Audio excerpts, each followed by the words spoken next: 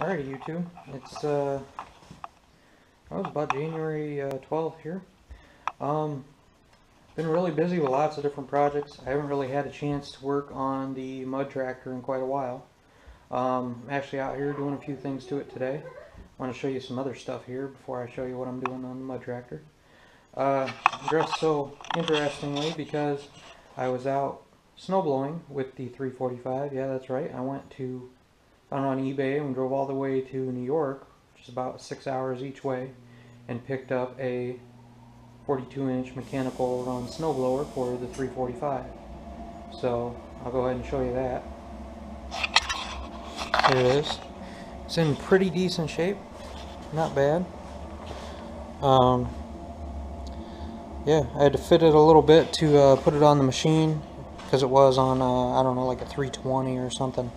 But luckily the guy I bought it from gave me all the parts I would need to put it on my 345.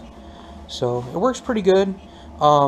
There's a flapper modification, they call it, that they do on these old stage 1, just single stage snow blowers. So I think I'm going to do that. It involves drilling a couple holes here on the front of the auger and putting a piece of rubber, like thick rubber, that hangs off, and that way it sort of closes the gap and creates more of the vacuum, the force to get the snow up out of the chute. So yeah, I'm going to do that. And then these old ones, you can see in there, I'm not sure, there's a rusty spot. They did not come with a wear plate in them like modern snowblowers. So I've got one of those coming because I guess they did offer them later. So I've got those couple things coming. Should improve it a little bit, make it shoot the snow a little further.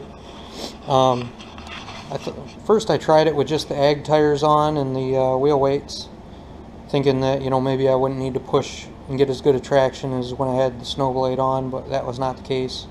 So I put my chains on, and what I found last year after switching to the ag tires is the chains, even when they're all the way tight, because the tires, I don't know, they're narrower even though they're the same size, the chains would just flop around. So I got these tighteners. I can't remember where I bought them, some website, but I mean, they'd be easy enough to make. All you need is a steel ring and 4 springs, and they really do make the chains work excellent, get great traction.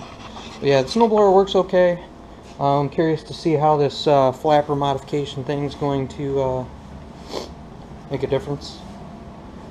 But yeah, onto the mud tractor. What I'm doing now, and I know it's kind of dumb and I probably should have done it before, was I'm going to try and do the first initial startup of this thing. And the reason I really didn't do it before and stuff, I didn't want to get it all filled with oil and stuff, because I took the fuel tank and the flywheel cover off, as you know, and painted them. But yeah, so I just filled it with oil. I just used some 10W30 as break-in. Actually, that's what it recommends versus the heavier diesel Rotella type oil and stuff. So I'll run that for the first 20 hours. They recommend the first oil change after that. I still haven't made the exhaust. I said I'm just now getting back into working this thing a little bit. Put in the battery. Now, the battery's just been sitting there since I bought it early last summer, so I'm not sure how charged it'll be. If it doesn't crank it up, then we'll have to pull start it or try and jump it. But I'd also finished making this piece, this bracket, for to keep the belt on that I had been talking about at the end of the last video, and it actually worked really well. It's just a simple piece of 1/4-inch rod that I put in the vise and heated with torch a little bit and bent, and it keeps the belt from jumping off in that when it's in the engaged position really nicely. The bracket I made for the hood pin actually also works pretty well to keep the battery in. It shouldn't be, since this is the first time I've had the battery in, it shouldn't be much of a chore to come up with some sort of permanent bracket. I haven't really looked into that yet, but I will. That'll be one of the next things I do. So filled her with diesel fuel and oil, and without further ado, I'll go ahead and try and start this thing.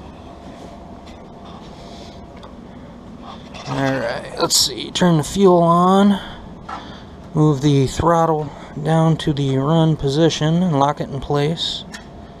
Now, I have not made the foot and hand throttle cables and the foot throttle assembly itself, so I'm just running it off the engine itself. So, alright. Let's see here.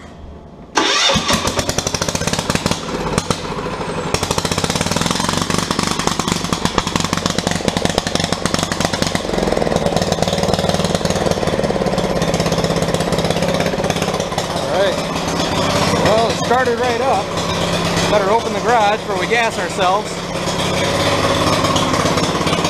And boy, is it loud without that exhaust on there.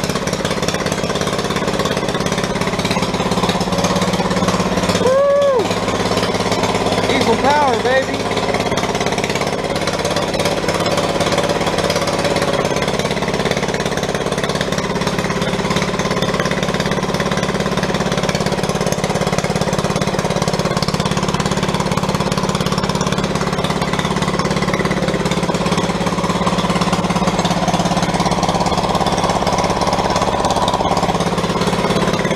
Alright.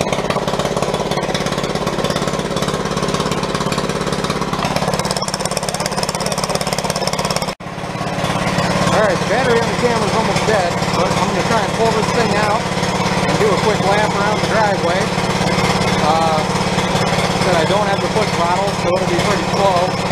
And, yeah. But start it right up, pretty